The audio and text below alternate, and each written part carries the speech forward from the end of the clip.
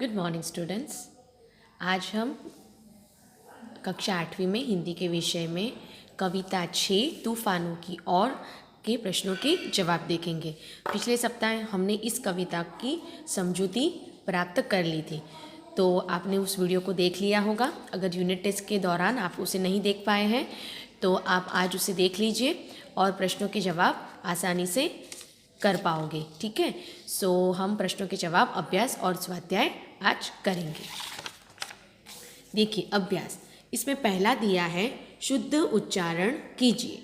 तूफान, सिंधु, यौवन, हृदय, अखंड, मिट्टी, स्पंदन। ये सिर्फ आपको उच्चारण करना है, ये लिखना नहीं है। प्रश्न 2 है तूफानों की ओर इस काव्य का समूहगान कीजिए। मतलब ये आपको समूहगान तो आप कर ही नहीं पाओगे, तो ये भी आपको क्वेश्चन स्किप करना है। ये प्रश्न 1 और 2 आपको अभी नहीं करना है। प्रश्न 3 है प्रश्नों के मौखिक उत्तर दीजिए, पर ये आपको नोटबुक में लिखना है। ऐसा नहीं है कि ओरली बोलना है, ये नोटबुक में लिखना है। ठीक है, मैं आपको समझाऊंगी, हम डिस्कस करेंगे और फिर हम आपको उसे नोटबुक में लिखना है। पहला प्रश्न देखिए, तूफानों की ओर घुमा दो नाविक निज पतवार, ऐसा कवि ने क्यों कहा? क्यों?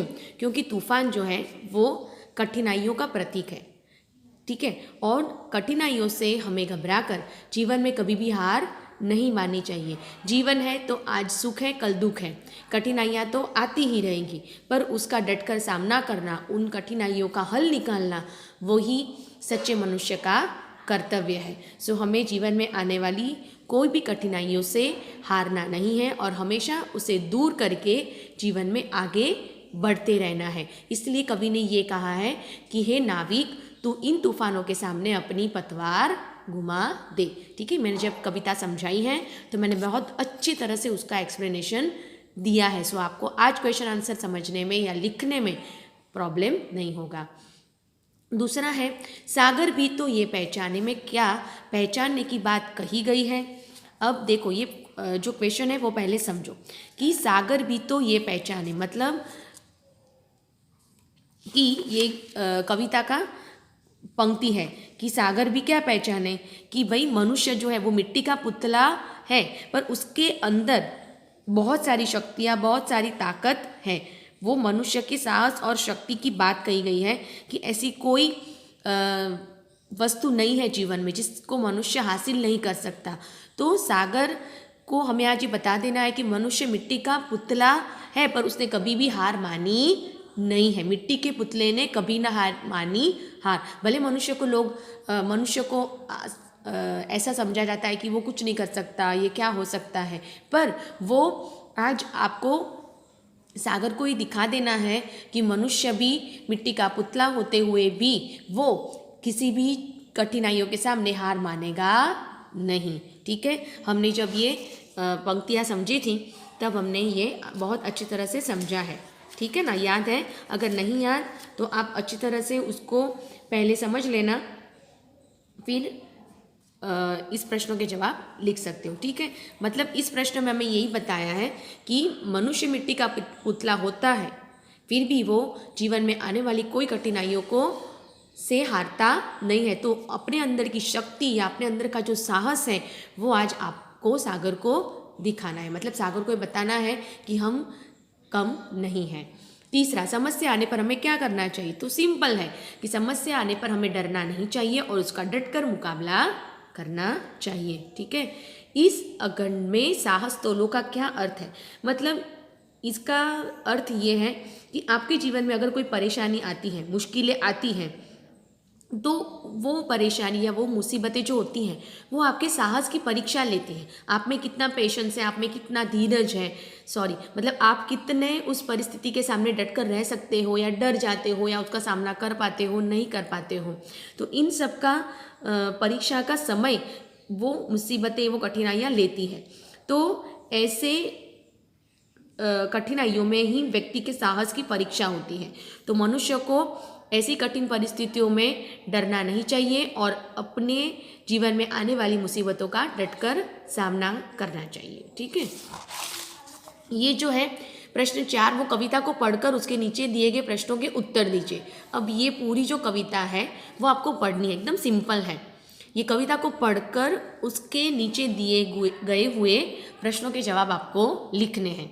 ठीक है, अभी किताबों पर कविता है कि किताबें कुछ कहना चाहती है, किताबों में चिड़िया चहचहाती है, किताबों में खेतियाँ लहलहाती है, किताबों में झरने गुनगुनाते हैं, परियों के किस्से सुनाती है, किताबों में रॉकेट का राज है, किताबों में साइंस की आवाज़ है, किताबों का कितना बड़ा संसार है, किताबों में ज्ञान की भरमार है, क्या तुम इस संसार में नहीं जाना चाहोगे?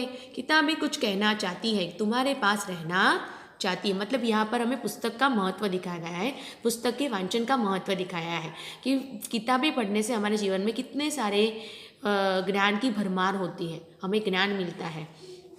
तो उस पर से हमें यहाँ पर विकल्प प्रश्न दिए हैं।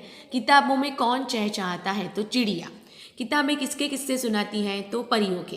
किताबों में किसके लहलहाने की बात है? तो खेतियाँ। ये मैंने टिक किए हुए हैं। अब ये आपको वाक्यों में प्रयोग करना है, वो होमवर्क है। और यहाँ पर इस कविता जो है किताबें वाली, उसमें से 4 क्वेश्चंस आपको दिए हैं, तो वो आपको खुद करने होमवर्क में। आप कविता जैसे पढ़ोगे, समझोगे, आप आसानी से उसे लिख पाओगे।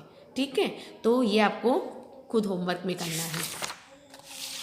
पर पीछे है कि चित्र देखकर नीचे दिए गए शब्दों की मदद से छोटी सी कहानी बनाकर अपने वर्ग में सुनाइए। अभी आपको ये जो शब्द मैंने यहाँ पर टेक्स्ट बुक में दिए हैं, उन शब्दों का उपयोग करके और ये चित्र को देखकर आपको कम से कम 5 से 7 लाइन में इस चित्र का वर्णन करना है और छोटी सी कहानी बनानी है और यहाँ पर लिखनी है।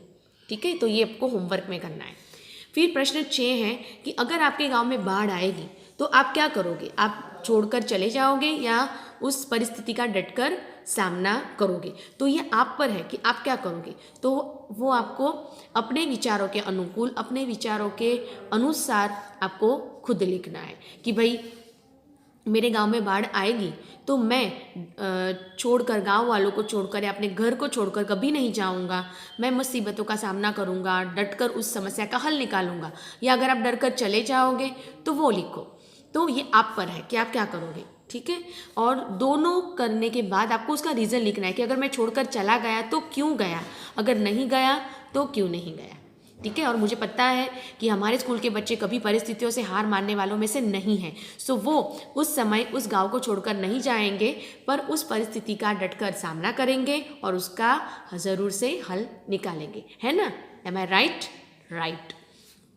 आगे है कि यहाँ पर हमें वाक्य दिए हैं बच्चों, और उसका हमें विशेषण तो दे दिया है, पर उस पर से विशेषण पर से हमें उनका वाक्य में प्रयोग करना है। मतलब यहाँ पे ईमानदारी जो है उसको अंडरलाइन किया है, पर वो विशेषण नहीं है, उसका हमें विशेषण बनाना है और फिर उसका वाक्य में प्रयोग करना है।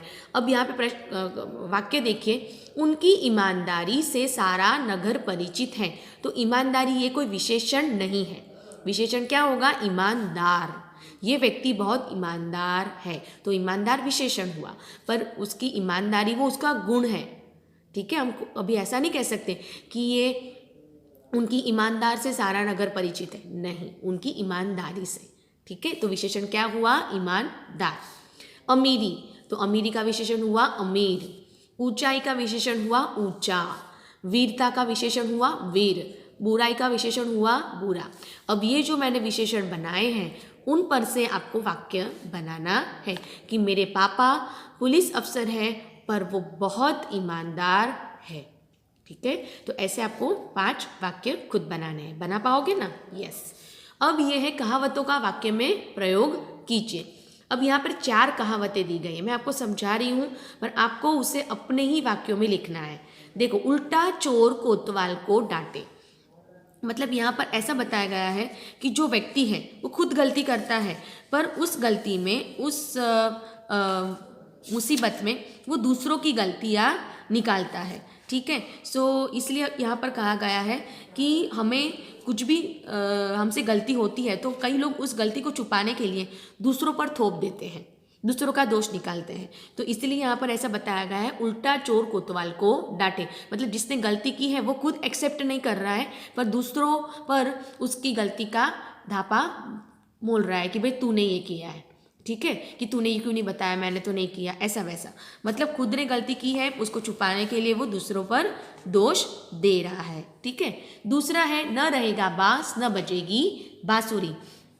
मतलब इसका ये हम बता सकते हैं कि कई लोग क्या करते हैं कि कुछ परिस्थितियों का या कुछ मुसीबतों का सामना करने के लिए उस कठिनाइयों का हल निकालते हैं। तो ऐसे हल निकालते हैं कि वो मुसीबत भी निकल जाती है और उसका हल भी हमें मिल जाता है। अगर एक उदाहरण आपको दूँ, जैसे आप अभी बहुत टाइम ज़्यादा, मुझे ऐसा लगता है कि आप मोबाइल यूज़ करते होंगे एग्ज़ाम के लिए या अपने ऑनलाइन एजुकेशन के लिए, ठीक है ना। तो उस से मम्मी अगर कंटाल जाएगी या बहुत आप मोबाइल देखते हो तो मम्मी कंटाल जाएगी, तो मम्मी ऐसा कहेगी कि अब मैं मोबाइल ही रख कर कहीं पे रख दूंगी कि तू उसे देख ही ना पाए। तो यहाँ पर हम ऐसा कह सकते हैं कि न रहेगा बांस न बजेगी बांसुरी। अगर मोबाइल रहेगा तो तू उसे देखेगा ना, इसलिए मैं मोबाइल ही कहीं पे रख दूंगी तो तू देख पाएगा नहीं। मतलब कोई भी जो परिस्थिति है उसका जो सॉल्यूशन अगर निकालना है तो उस परिस्थिति को ही हम जड़ से निकाल देंगे तो परिस्थिति नहीं रहेगी और उसका हल भी मिल जाएगा, ठीक है ना। अगर मोबाइल ही नहीं होगा तो आप कैसे देख पाओगे।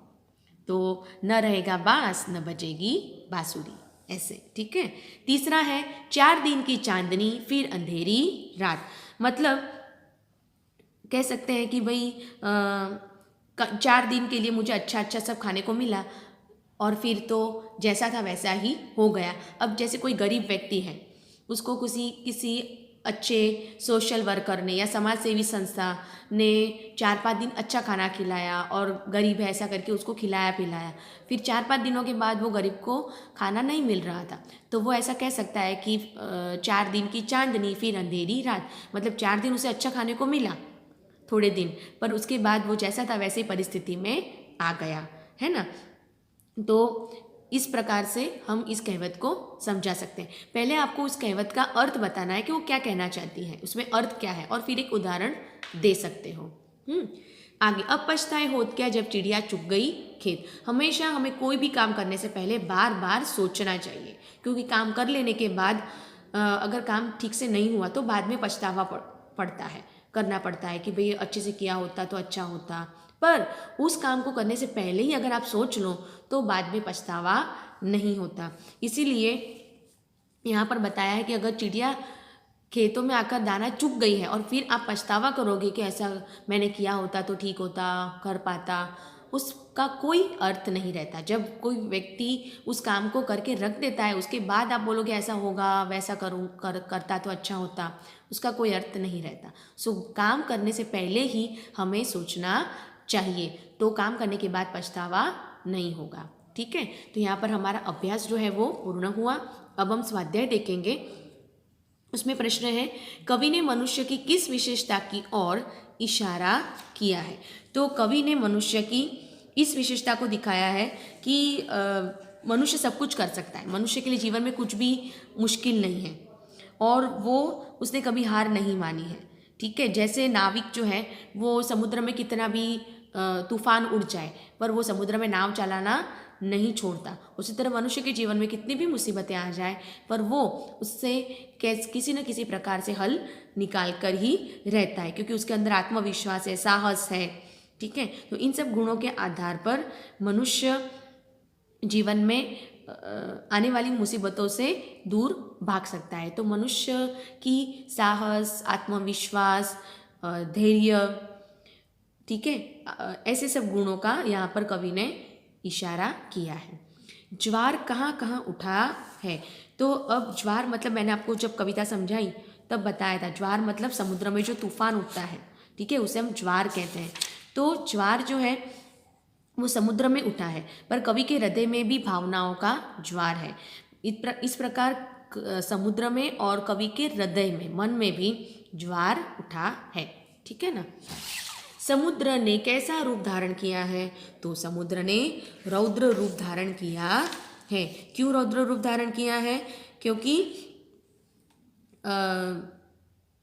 तूफान जो है वो बताता है कि समुद्र में तूफान उठने पर जो नाविक होता है वो डर जाता है कि अब मैं नाव कैसे चलाऊंगा, अब इस समुद्र को मैं कैसे पार करूंगा, ठीक है। पर फिर भी वो तूफानों को से अगर वो नाविक डर जाएगा तो वो नाव पर पार कर पाएगा नहीं। उसी तरह से मनुष्य के जीवन में जो जो मुसीबतें आती हैं, अगर वो उससे डर गया, हार गया, तो वो उस मुसीबतों का कभी सामना नहीं कर पाएगा। तो इसीलिए यहाँ पर समुद्र के उदाहरण के द्वारा कवि ने बताया है कि जीवन में भले कितनी परिस्थितियाँ, कठिन परिस्थितियाँ आए, पर हमें उनका हल निकालकर हमेशा जीवन में आगे बढ़ते रहना है। कवि ने मनुष्य को मिट्टी का पुतला क्यों कहा? क्योंकि कवि ने ये बताया कि मनुष्य धरती पर जन्म लेता है और मिट्टी में खेल कर बड़ा होता है। मिट्टी में होने वाले पदार्थों से ही मनुष्य का पालन पोषण होता है, मिट्टी में वो खेलता है। इसलिए जन्म से लेकर मृत्यु तक वो मिट्टी में ही छोटा होता है, छोटे से बड़ा होता है। इसलिए कवि ने यहाँ पर मनुष्य को मिट्टी का पुतला बताया, क्योंकि मनुष्य का जो है वो मिट्टी से संबंध है, ठीक है, मिट्टी से वो जुड़ा हुआ है, अपनी मिट्टी से, इसीलिए मिट्टी का पुतला बताया है। आगे है माझी का हाथ कब थकता नहीं है। तो मनुष्य जो है उसका हाथ कभी नहीं थकता। क्योंकि समुद्र अगर बहुत उसमें तूफान उठा है फिर भी नाविक नाव चलाता है, उसी तरह मनुष्य अगर मिट्टी का पुतला है तो भी वो कोई कम नहीं है, उसके अंदर भी अदम्य साहस, आत्मविश्वास और धैर्य है, और उसी से वो अपने संघर्ष करेगा और मुसीबतों से बाहर निकलेगा। इसी प्रकार माझी समुद्र के रौद्र रूप को देखकर डरता नहीं है और सतत नाव चलाते रहते समुद्र को पार कर सकता है। मतलब अंतिम सांस तक वो माझी नाव चलाता रहता है, ठीक है। इसलिए यहाँ पर कहा है कि माझी का हाथ रुकता नहीं है, अब तक अंतिम सांस है उसके अंदर तब तक वो नाव चलाता रहता है और उसकी सांस, उसका हाथ रुकता नहीं है, ठीक है ना। इस कविता को बहुत अच्छी तरह से अगर आपने समझ लिया हो ना तो आप अपने ही शब्दों में कविता के माध्यम से अच्छी तरह से आंसर लिख सकते हो, एकदम 100%। प्रश्न 2 है, इस कविता का भावार्थ अपने शब्दों में लिखे। मतलब पूरी जो कविता है उसका एक्सप्लेनेशन जो मैंने दिया है वो आपको लिखना है। ओके, सो यहाँ पर हमारा कविता जो है ठीक है, उसका भावार्थ और प्रश्नों के जवाब पूर्ण हुए। और अच्छी तरह से इस कविता को आपको याद रखना है, शब्दार्थ लिखने हैं और प्रश्नों के जवाब आपको आपकी नोटबुक में लिखने हैं। और कुछ भी समझ में ना आए तो आप पूछ सकते हो। ओके, सो यहाँ पर हमारी ये कविता अच्छी तरह से पूर्ण होगी। मुझे आशा है कि आपने अच्छी तरह से उसे समझ ली है और प्रश्नों के जवाब भी आप नोटबुक में लिख लोगे। So bye students and have a nice day.